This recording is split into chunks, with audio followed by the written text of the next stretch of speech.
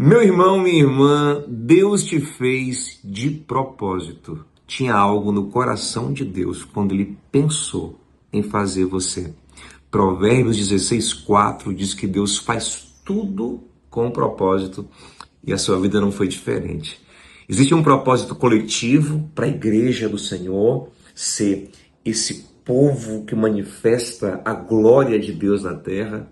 Existe um propósito individual, mas que é comum a todos os crentes, que é ser como Jesus. Ter em si restaurada a imagem de Deus. Mas existem também propósitos individuais que Deus pensa para a gente, que são bem específicos. Depende do contexto em que nós fomos formados, depende de muitas coisas. E eu creio que o Senhor quer nos guiar para a gente compreender tudo isso e ter uma vida muito mais significativa, cheia da santa alegria do Espírito Santo, da força que vem de Deus. Chega de vida vazia, chega de viver por medo, vivamos por fé, com o coração cheio do santo propósito. Que essa palavra te ajude. Estou orando para que ela seja uma semente poderosa na sua vida. Se você crê que isso é bom, compartilha com alguém também. Não esquece de deixar o like aqui. Esse engajamento ajuda a espalhar a palavra. Comenta também aqui, porque o comentário edifica, o comentário faz a gente se envolver mais uns com os outros, e se inscreve no canal. Por último, mais uma coisa para você fazer: ativar o sininho aqui da notificação para quando tiver palavra nova aqui chegar para você. Estamos juntos nesse santo propósito. No livro do profeta Jeremias, no capítulo 1,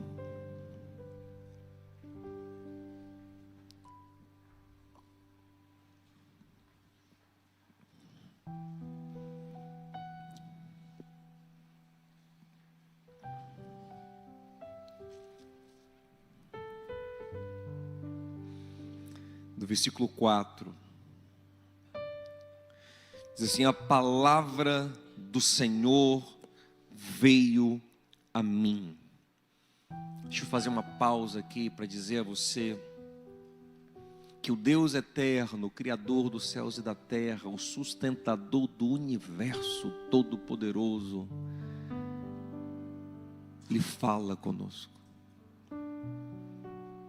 Ele se interessa por nossas vidas. Eu, Diogo, uma formiga existencial, às vezes não consigo parar para falar com todos que eu gostaria de falar, que eu gostaria de responder. Inclusive, aproveito para pedir perdão a alguns que às vezes ficam sem resposta. Não é por mal não, gente, é por limitação mesmo. É por incapacidade, é por incompetência, é por não conseguir, não dar conta. Eu, que um punhado de gente me aperta um pouquinho, eu já não consigo. Mas o Senhor, o Deus de bilhões de pessoas, quando Ele quer, Ele fala com cada um.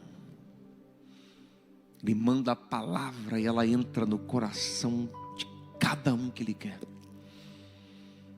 Ele ilumina e direciona a vida, esclarece a vida e transforma a vida de cada um. Apesar de ser infinitamente maior e mais ocupado do que eu, Ele também é infinitamente mais capaz de responder. E eu tenho certeza que Ele já está falando com você. Às vezes nosso coração ele fica endurecido, distraído. Nossos ouvidos às vezes estão tapados, nossa atenção está desviada. A gente às vezes está andando com Deus como quem anda com um fone de ouvido. Hoje mesmo minha filha, coitada, eu fui comprar uma coisa com ela no shopping que estava precisando agora à tarde para a escola amanhã, e vou deixar meu protesto aqui contra as professoras, contra as diretoras, que toda semana inventam um negócio para comprar, para ir lá para a escola. Não aguento mais. Ô, Carlos, você me perdoe. Você não, você é diferente. Tem que fazer a média aqui. Aí vai eu domingo à tarde, tem que comprar coisa para a menina levar para a escola. Só que a bichinha, só que enquanto ela ia, falava algumas coisas comigo, eu estava querendo ouvir um negócio, eu com fone no ouvido. Ela subiu só a boquinha assim, ó. Eu, tadinha. E às vezes é o que nós fazemos com Deus. Às vezes Deus está falando com a gente coisas tão preciosas, mas nós estamos interessados em ouvir outras coisas. Mas o fato de você estar aqui hoje, nessa noite, revela algum interesse de ouvir o Senhor. O fato de você estar conectado aqui pela internet, assistindo esse culto ao vivo, revela, ou gravado, revela o interesse de ouvir o Senhor, e Deus quer falar contigo. O Senhor, Ele fala conosco. A palavra veio a mim, Jeremias disse, dizendo, olha que coisa linda: antes de formá-lo no ventre, eu o escolhi. Olha que coisa linda. Nossas mães podem falar da nossa gestação e falar: olha, quando eu descobri que estava grávida de você, eu comecei a te amar, eu comecei a pensar, será que é um menino, uma menina, escolher seu nome, imaginar como você seria, eu já falava com você, e isso é lindo. Mas só Deus pode falar de um tempo anterior à gestação. Porque antes de existirmos na barriga das nossas mães, já existíamos no coração do nosso Deus. Isso é profundo demais. Antes de eu te formar no ventre da sua mãe, até porque, em detalhe, e quando você era formado no ventre da sua mãe, a sua mãe era passiva, mas Deus era ativo. Sua mãe, toda honra a ela seja dada por essa grande missão, mas ela não podia fazer muita coisa, a não ser esperar, se alimentar bem, descansar, fazer os exames. Mas Deus não, Ele estava ali, formando você no ventre da sua mãe. E o Senhor falou: antes de eu te formar. A mesma coisa Davi disse no Salmo 139, foi o Senhor que me formou no ventre da minha mãe. O Senhor estava ali interessado em mim desde aquele momento. E por isso nós reforçamos aqui o quanto que o feto é precioso aos olhos de Deus. O quanto que a vida intrauterina é preciosa aos olhos de Deus. Olha o que o Senhor fala: antes de eu formá-lo no ventre, eu te formei no ventre, eu te valorizei no ventre. Mas antes disso, eu escolhi. Eu escolhi. E a palavra de Deus diz que todos que são eleitos por Deus, amados por Deus, não foram escolhidos agora, foram escolhidos antes no coração de Deus, foram amados no coração de Deus. Assim também é com você. Ele nos predestinou antes da fundação do mundo, Ele nos escolheu, Ele nos amou nele, Ele sabia que você existiria, Ele pensou em você antes de você nascer. Uau! Eu lembro que eu tinha um bugzinho na minha mente quando eu era adolescente, que eu gostava, quando eu estava conversando com a menininha assim, ela falava assim, ó: ah, eu gostava de você desde a infância. Eu tinha esse negócio, eu achava bonito aquilo, nossa. O cara comum, a gente crescia na igreja, tá? A menina estava ali, aí, eu lembro que eu gostava, aí eu ficava, que coisa romântica. Desde a infância, ela gostava, eu achava você bonito, eu gostava, sabe, aquela coisa eu gostava, eu achava lindo aquilo. Romântico, a pessoa da infância, gostar, achar bonito, e sei lá, sabe aquela coisa de maluco? Mas mais bonito ainda é um Deus que diz: eu te amava antes de qualquer pessoa saber que você existiria. Antes de você ter consciência, antes de você se amar, eu me interessava pela sua vida, eu te escolhi, eu te quis. Sabe o que significa? Significa que a sua vida para Deus é mais valiosa do que para você mesmo. Significa que Deus pensa em você antes de você ser capaz de pensar em você mesmo. Significa que você é mais de Deus do que de você mesmo. Significa que Deus tem mais interesse em você do que você. Jesus, talvez para tranquilizar os discípulos, disse: não fiquem preocupados, até os cabelos das vossas cabeças estão todos contados. Deus te ama nesse nível. Toca esse irmão e diga assim, ó, você sabia disso? Deus se interessa por você nesse nível. Ele é dono da sua vida mais do que você, porque foi Ele quem pensou, Ele quem projetou, Ele quem formou, Ele quem deu energia, Ele quem deu a força, Ele quem deu a condição. Salmo 24, versículo 1 diz, do Senhor é a terra e a sua plenitude, o mundo e todos que nele habitam. Às vezes eu provoco meu filho, menino de 4 anos, você acha um reizinho, né? Essas crianças são uma bênção, né? Quer dar umas ordens assim? Eu digo assim, para você há 4 anos você não estava nem aqui nessa casa, rapaz. Esse sofá que é mais velho que você, respeite o sofá.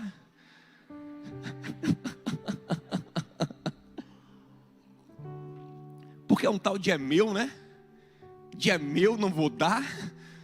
Você não sabe nem falar meu direito, rapaz. Você estava aí falando tudo errado. E a gente às vezes tem esse bug existencial, mas o menino não sabe que realmente eu amei ele antes dele conseguir pensar. Eu já estava amando ele, escolhendo o nome, pensando em como recebê-lo na minha vida. Assim é Deus com cada um de nós. Por isso, se alguém quiser se encontrar na vida, se encontre naquele que te ama mais do que você se ama. Por isso que a coisa mais inteligente que alguém pode fazer na vida é procurar em Deus respostas. Às vezes você vai fazer um tratamento psicológico, dependendo da linha terapêutica, a pessoa vai lhe pedir para conversar com sua mãe. Vai lá e pergunta à sua mãe, à sua avó, à sua tia, seu tio, seu pai, como foi a minha infância, a minha primeira infância, aquela fase da qual eu não guardo memórias, como foi a minha gestação, porque isso pode revelar muito sobre você. Porque tem coisas que você nem lembra, coisas que você viveu, imagina, tem anos da sua vida que você nem memória tem. Fizeram coisas com você, boas e más, e você não tem noção. Isso influenciou profundamente quem você é hoje. Existe alguém que sabe mais do que você sobre o que te formou. Às vezes a mãe olha assim e diz assim, eu sei exatamente o que é isso aí. E você nem sabe. Mas ela sabe. Porque você tinha 1, 2, 3 anos, ela sabia o que estava acontecendo ali.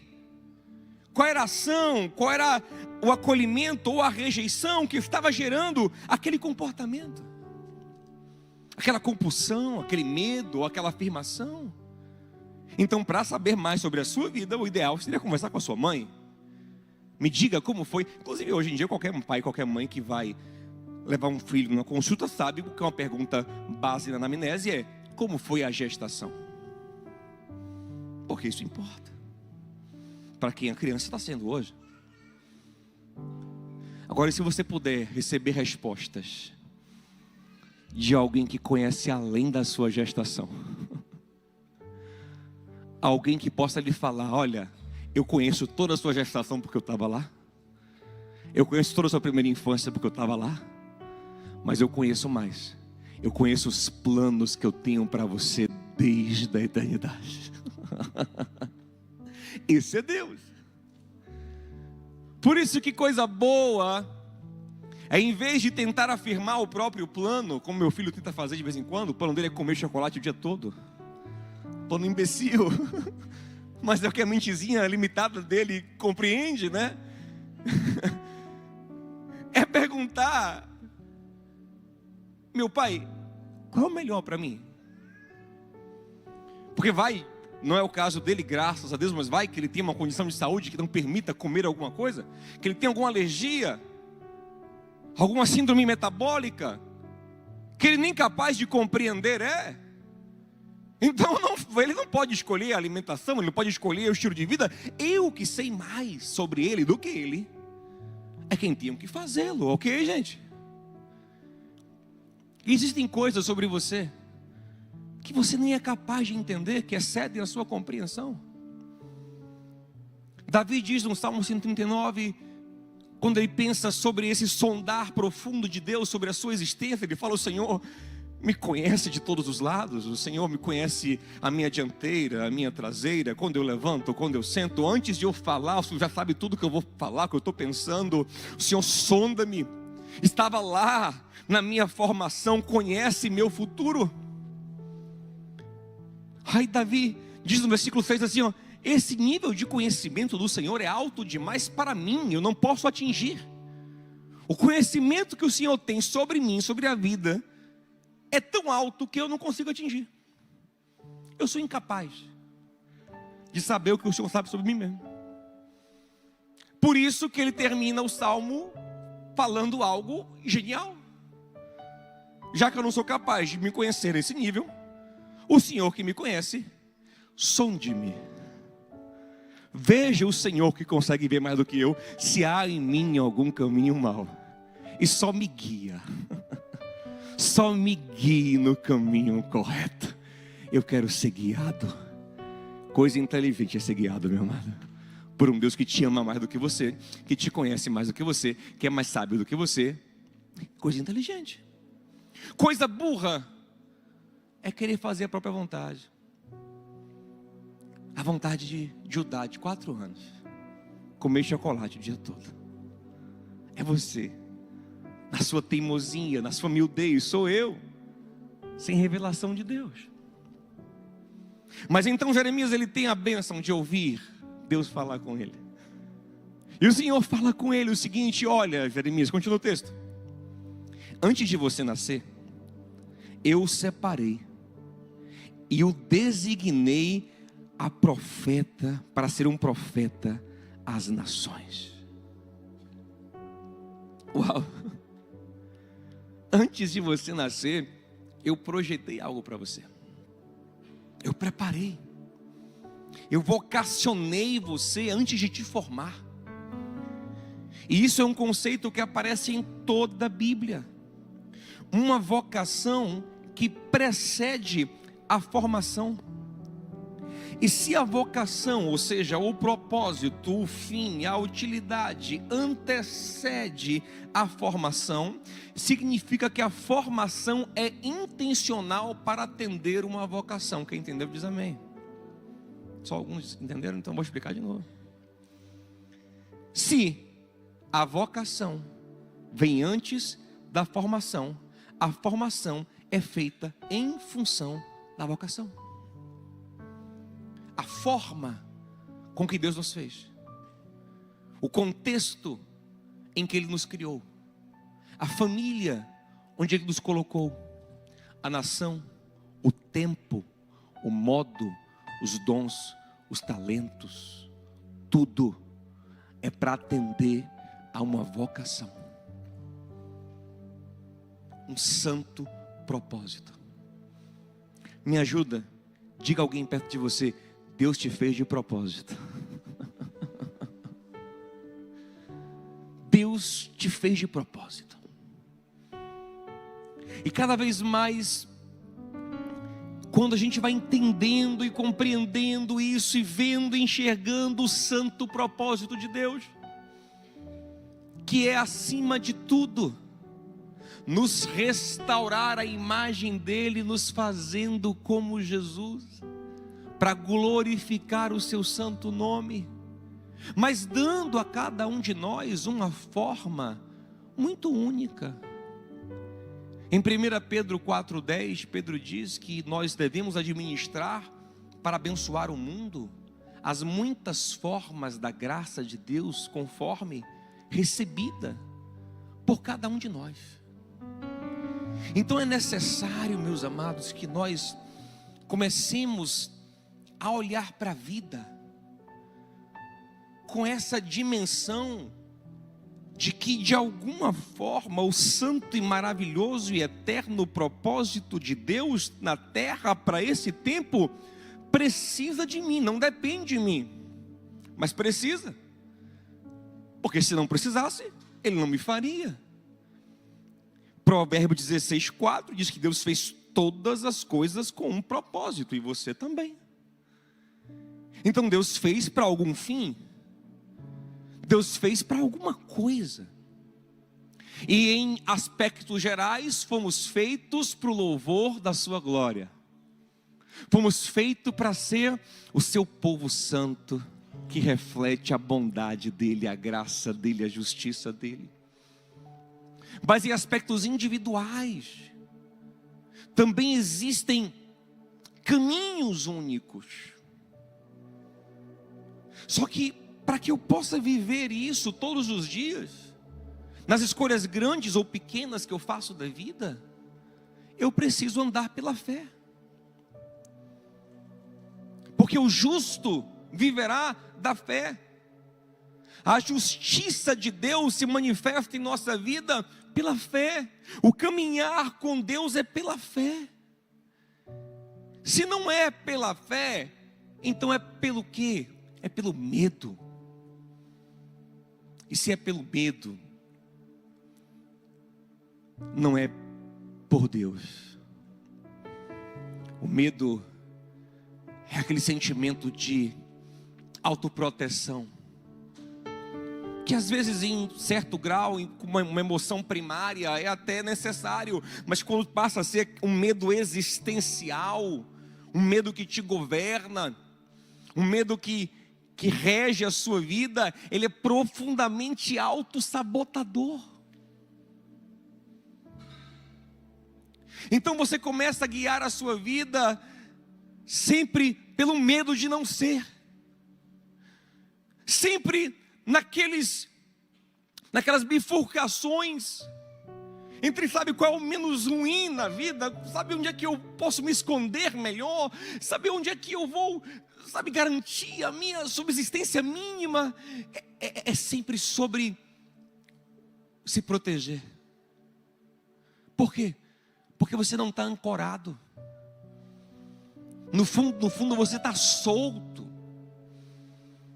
No fundo você não acredita num plano, num projeto, numa designação, num mover proposital, e por isso você entra em parafuso.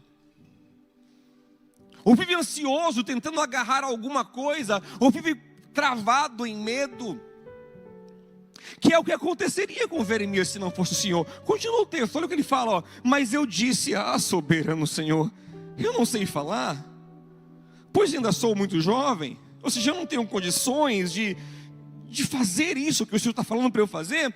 O Senhor, porém, me disse: não diga que é muito jovem. A todos que eu enviar, você irá e dirá tudo que eu ordenar a você. Não tenha medo deles. Não deixe o medo te paralisar, pois eu estou com você para protegê-lo, diz o Senhor. O Senhor estendeu a mão, tocou a minha boca e disse-me: agora ponho em sua boca as minhas palavras. Observe, quando eu não creio num Deus que me formou de propósito, que me vocacionou, que me capacita segundo a graça dele, eu fico sempre nessa limitação. Não, mas não vão me aceitar, mas não, mas eu não sei, não, mas eu sou fraco, quem me socorrerá? Mas quando eu creio, eu já parto de um ponto de convicção. Olha a palavra: eu ponho as minhas palavras na sua boca. Eu me vejo como instrumento. Eu me vejo não como quem é início, meio e fim em si mesmo, não. Mas eu sei que dele, por ele e para ele são todas as coisas. E no meio desse caminho aqui, ele me escolheu para cumprir um santo papel dele. E se eu entendo que eu creio que eu cumpro isso, um papel no reino de um Deus maravilhoso, de um Cristo que é vencedor, que disse: eu edificarei a minha igreja, eu vim estabelecer o reino dos céus. Se eu entendo que eu sou parte disso, eu simplesmente me lanço. Eu não sei falar, mas eu estou falando para você falar. Abre a sua boca. Eu ponho as palavras na sua boca. Então eu começo a me mover como quem acredita na identidade que Deus me deu, na graça que Deus me deu, no propósito que Ele me confiou. E isso muda tudo. Isso clareia tudo. Eu paro de fazer aquelas escolhas horríveis da insegurança, do medo, sabe? Eu paro de ficar procurando sempre, sabe, o que aparentemente paga mais, o que aparentemente é mais seguro. É lógico que eu tenho que pensar sobre segurança, sobre remunerações na vida, mas é mais do que isso. Eu começo sempre a buscar discernir o que é que Deus quer, onde sou mais útil, como glorifico mais a Deus, de que forma, quais são dons, talentos que eu reconheço que vieram de Deus, e se Deus me deu isso, eu não posso deixar isso enterrado. Como Paulo falou a Timóteo, não deixa enterrado, reconhece, desperta os dons que estão em ti, porque isso não está aí à toa. Você começa a se mover como quem tem certeza de que está se movendo por Deus e para Deus, e de repente os frutos que começam a acontecer não são mais frutos humanos, são frutos divinos. Porque o próprio Deus agora está se movendo através de você, porque é isso que está acontecendo. Eu te formei, eu te vocacionei, eu ponho as palavras na sua boca, é tudo sobre Ele. A única coisa que você tem que fazer é não atrapalhar. Só não fique falando o que você não vai falar, só vá, fale com quem eu mandar, fale o que eu mandar, não tenha medo, eu estou contigo. Você está entendendo a profundidade disso? A vida é sobre se reconhecer em Deus, para Deus. E acabou. Às vezes eu fico impactado, constantemente. Fico impactado com testemunhos que chegam de pessoas que falam: pastor, a minha vida foi mudada, foi transformada em tal momento, quando você falou isso, quando você fez isso, me orientou dessa forma. Eu digo: impossível, é impossível. O que você está falando aí é impossível que eu faça. Jamais seria sobre mim. Eu não consigo fazer isso aí nem em mim mesmo. Quanto mais em você. Se eu tivesse o poder de fazer isso aí, eu ficava rico. Porque anunciar, ó, venham aqui que eu faço isso. Eu transformo a sua vida assim, ó. Vem aqui. Já aqui, ó, tem prova aqui, ó. Ou depoimentos aqui, ó. Deixa o depoimento por favor, no meu Instagram. De que eu fiz na sua vida. Mas eu não sou maluco, eu sei que eu não faço isso. Eu sei que eu simplesmente abri a minha boca. E aquele que faz, aquele que transforma, aquele que cura, aquele que salva, aquele que liberta, aquele que muda corações, que abre os olhos, aquele que ressuscitou mortos, mas que vive em mim pelo Espírito Santo, Ele atua de uma maneira maravilhosa. Mas tudo que eu preciso é me reconhecer vocacionado, é me reconhecer chamado, é me reconhecer nele, em qualquer coisa que eu fizer. Tudo que você fizer, faça para a glória de Deus. O que você fizer, faça em nome de Jesus. Paulo diz em Colossenses 3,17: seja em palavra, seja em ação, façam todas as coisas em nome de Jesus, no nome do Senhor. E isso não é ser supersticioso. Tá bom, então eu vou lá fazer um negócio que não tem nada a ver. Aí eu vou usar assim a expressão, né? Em nome de Jesus, feito uma mandinga. Não. Você precisa nem falar às vezes a expressão em nome de Jesus. É a consciência de que eu estou fazendo porque eu sou vocacionado por Deus.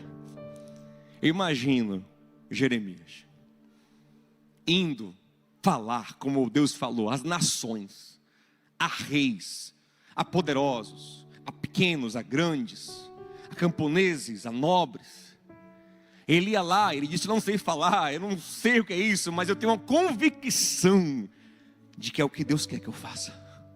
Que santa convicção. Que todos possam ter essa convicção em nome de Jesus. Eu tenho a convicção de que é o que Deus quer que eu faça.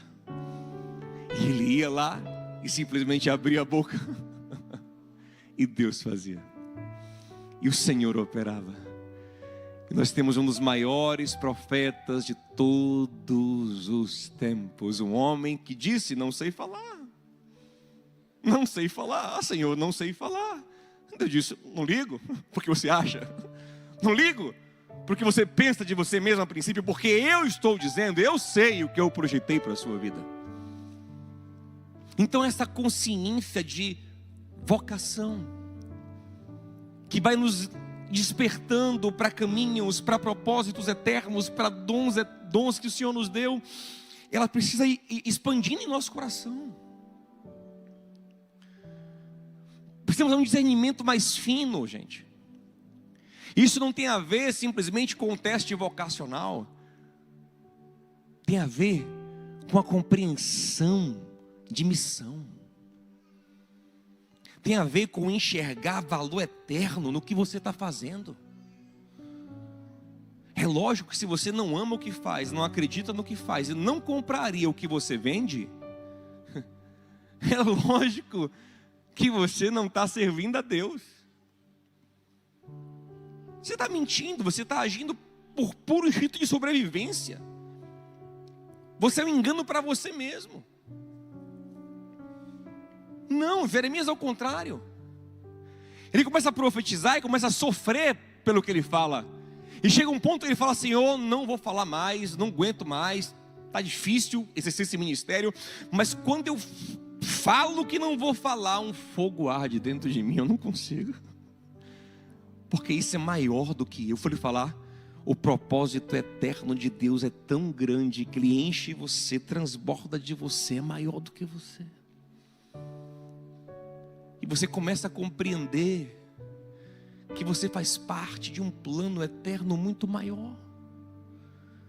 Que o seu papel é deixar fluir esse plano, perpassar por você, corroborar, para que o reino eterno de Jesus, o Cristo, olha que maravilhoso, um reino que começa com o rei morrendo na cruz. Uma coisa louca. O reino de Deus é inaugurado oficialmente com uma morte na cruz. Olha os caminhos do reino. Um caminho que aparentemente é uma derrota, mas Deus sabe que aquela cruz simboliza amor e graça. É Deus se esvaziando, é Deus se entregando, é Deus ofertando, é Deus amando, é Deus perdoando. E os caminhos de Deus em nossas vidas não tem, gente, que ser a princípio e nem a posterior da moda, aplaudidos. Aliás, se nós somos pessoas que ficamos seguindo modinhas e tendenciazinhas, nós somos vazios. Não estou falando moda de se vestir, que aí todo mundo acaba seguindo mesmo. Tem consciente, você vai lá na hora de comprar, você acha mais bonito do que está na moda. Você nem tem como controlar isso. Eu estou falando a modinha do, olha, agora o que dá dinheiro é isso, bom é isso, o que dá status é isso. Aí você corre para lá e corre para cá e fica sempre, sabe, tentando. Não, é sobre entender como eu sirvo a Deus. Onde o Senhor será glorificado na minha vida? Como eu transmito, eu revelo, eu amo, como Deus age na minha vida. Se eu não faço isso, eu não caminho pela fé. Se eu não faço isso, eu caminho pelo meu medo, pela minha insegurança, pelo meu egoísmo, pela minha carne. E aí é um caminho espinhoso, é um caminho sem vida, é um caminho sem fé, é um caminho como de uma água parada. Mas Jesus disse que aquele que crê em mim, rios de águas vivas fluirão do seu interior. Meu irmão, quer seja numa empresa, quer seja num negócio caseiro, quer seja numa clínica, quer seja numa escola, instituição de ensino, quer seja em qualquer lugar, você precisa ter a convicção de que o rio de Deus está fluindo através de você. de que você está construindo, de que você está amando, de que você está glorificando a Deus, de que você está acreditando no que você está entregando, de que você está exaltando o Senhor, melhorando o mundo, iluminando o mundo, salgando o mundo, abençoando. Não é que todo mundo tem que fazer um trabalho extraordinário, que invente formas de revolucionar o mundo. Não, a revolução que nós precisamos é a do amor todos os dias. O que nós precisamos é, em qualquer lugar, em qualquer dimensão, ter certeza: eu estou entregando o que Deus mandou que eu entregasse. E se não estou, se não acredito, se não há amor, se não há fé, Senhor, tu sabe que eu preciso de provisão, o Senhor sabe que eu preciso de significado. Me guia, me mostra, abre as portas para que eu glorifique ainda mais o teu nome em amor, em fé, em graça. E Ele o fará.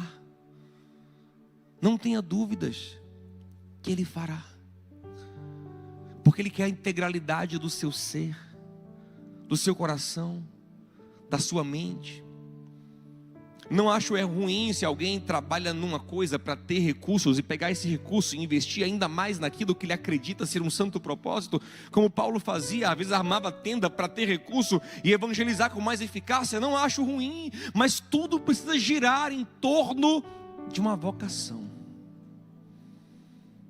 porque de alguma forma Deus te quer iluminando o mundo. E a luz de Deus não sairá de você se não for através de uma verdade que você carrega. Tem gente que vende coisa que nem ele compraria. Tem gente que está construindo o que ele não acredita. Isso é uma autossabotagem da vida. Deus nos chama para transformar esse mundo, para mudar as relações em nossa volta, as formas, as configurações, para agir pela fé, para viver na consciência de que nós não estamos aqui para simplesmente consumir alguma coisa. Gente, meu Deus, quantas vezes nós passamos dias, semanas, quem sabe até anos da vida como parasitas, consumidores de porcarias. Ainda mais nesse tempo de rede social. Meu Deus, como nós perdemos tempo. A gente está vendo aqui imagens, agora imagens de inteligência artificial de como seria um urso panda rosa que andaria nos Alpes da Suíça. Como será que interessante. A gente está perdendo nosso valioso tempo, nossa mente preciosa, nossos recursos, nossa energia, em séries infinitas. Isso é um vício, bagunçando o nosso cérebro, desregulando a dopamina do cérebro, viciando a mente em consumir cada vez mais. Nós precisamos voltar a ter o prazer de estar construindo algo significativo, na consciência. Mas pastor, eu tenho medo de tentar e não conseguir. Aí que eu volto, você precisa ter a consciência: Deus me chamou. Mas pastor, eu não tenho convicção de nada. Sabe como Jeremias recebeu essa convicção? Ouvindo o Senhor. Eu quero te convidar, meu irmão, a ler essa palavra, a ouvir essa palavra, a meditar nessa palavra, a buscar o Senhor, a orar, para que Ele vá iluminando o seu coração, para que Ele vai te mostrando que a sua vida nele é uma bênção para esse mundo. Não desperdice essa vida, porque essa vida não é só sua, essa vida pertence a Deus. Toque em alguém e diga assim: meu irmão, a sua vida pertence a Deus.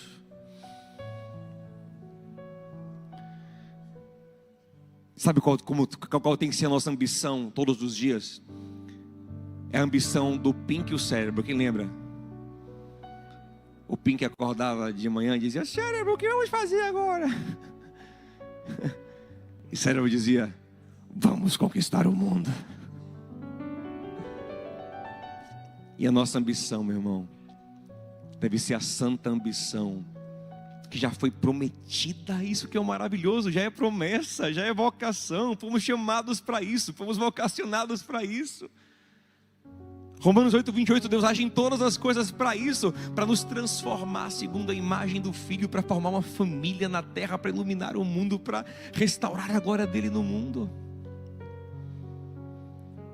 Efésios 2:9-10, fomos predestinados por Deus para as boas obras, para que nelas andássemos. Então temos que acordar e pensar: uau, hoje é um dia em que através de mim o reino de Deus vai avançar.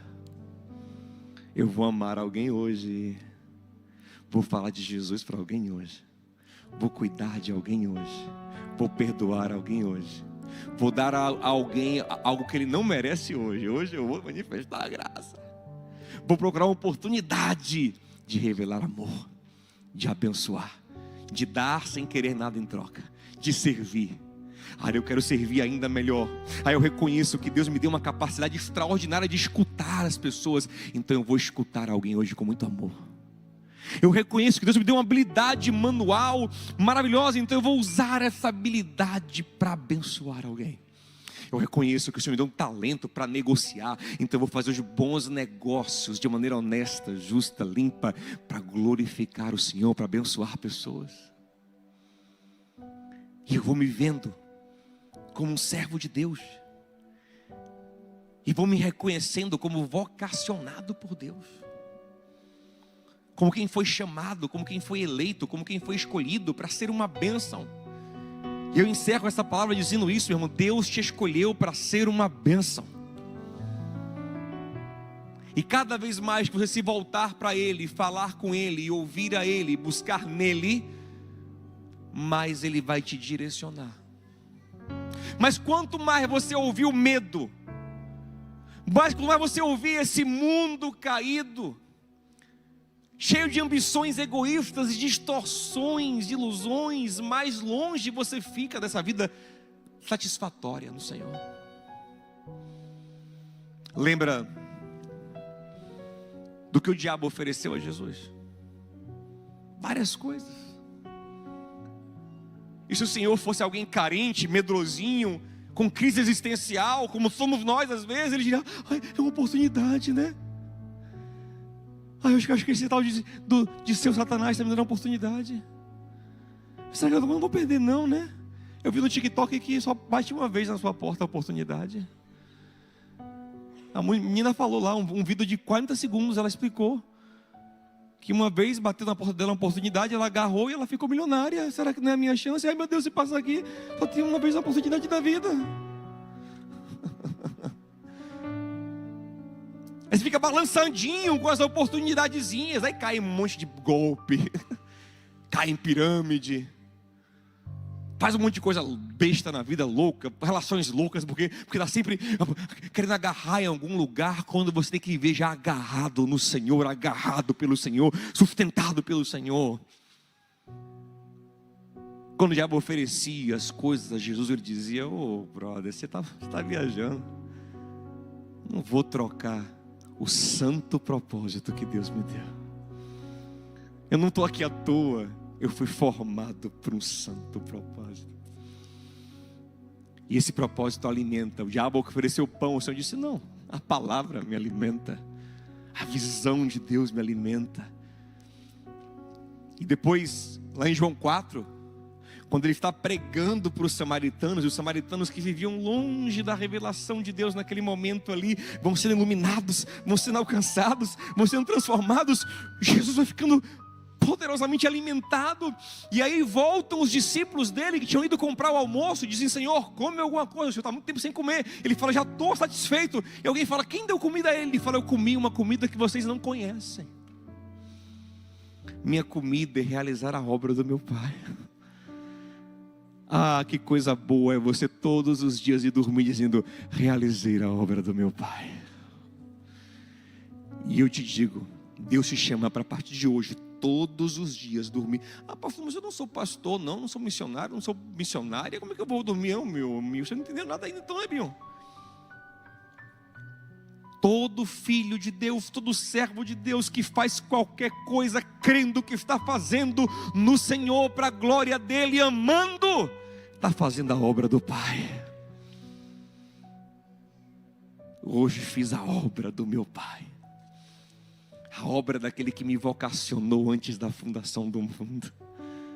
Antes da fundação do mundo, Deus viu o ano de 2024 e você estava nele.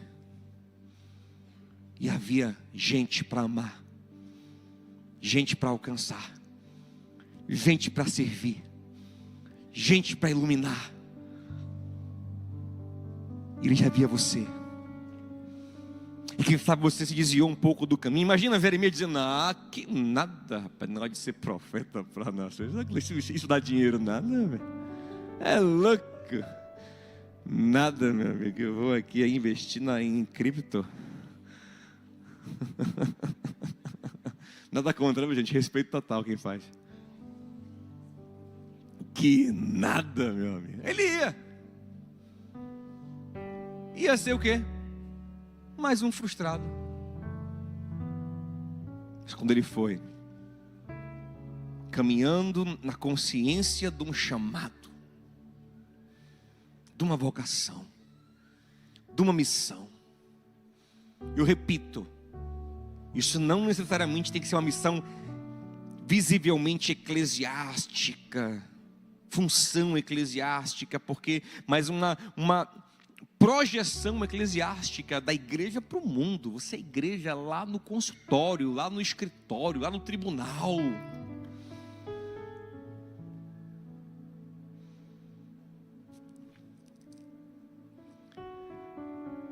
Antes de você ser formado, Deus pensou uma função.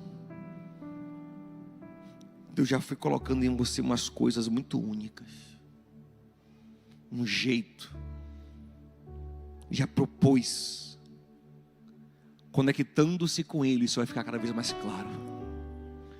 Você vai fluindo cada vez mais nessa graça, nessa consciência, e Deus será glorificado.